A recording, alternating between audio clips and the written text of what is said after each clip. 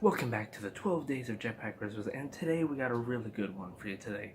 That's right, today we're tackling the classic Bah Humduck. Now by classic, I mean the story itself. Let's face it, we've seen the story Christmas Carol written by Charles Dickens many times over and over and over. We've seen this story done on TV shows nonstop, the story of the three ghosts teaching a man a lesson. We've seen this many times, and we've seen every outcome and every way this story can be done. Now this story is a pure classic, but the thing is, it matters how it's told.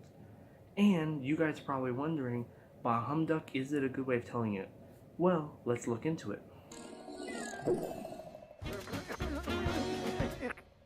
I told Fat Pig to be here. Bah Humduck is another great way of telling the story. It's also another classic on my list for Christmas classics. But if you're wondering if this is my number one favorite version of the Christmas Carol story, no. No, it's not. And you will know which one is my number one favorite Christmas Carol story if I ever pull it out.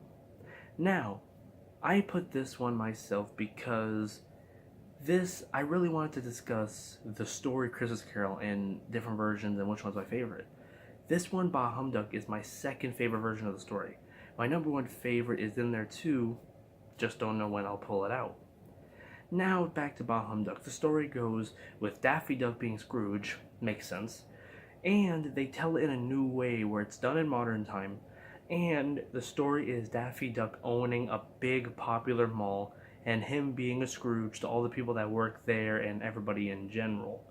He has a nice group of people that work there, but he's very, very firm on how much they have to work. We have Marvin the Martian, who's homesick and wants to go back to his planet. We have Elmer, who's really tired because he never gets a break. And we have who I call the Crackit of this story. If you guys don't remember, Crackit was the one who worked for Scrooge in the original story. This one, we have Porky Pig playing the Crackit part. And instead of the usual family, not enough money, and a sick kid, Tiny Tim, they change it where instead Porky is a single father trying to support his daughter after his wife tragically went away years ago. And all he wants is to get this doll that his daughter, that's the only thing she wants for Christmas, and wants to be there for her Christmas day, wants to spend the whole day for her because there's nobody else. Will he get his wish? Well, we'll see in the end. I gotta say, this is another classic film, and I do love it. What makes me love it is because I love the changes in the story. I love that it's more modernized, even though I do like the classic one too. And I love that it takes place in a mall with a mall setup. I actually like the setup. So it makes it down as second favorite of mine when it comes to Christmas Carol.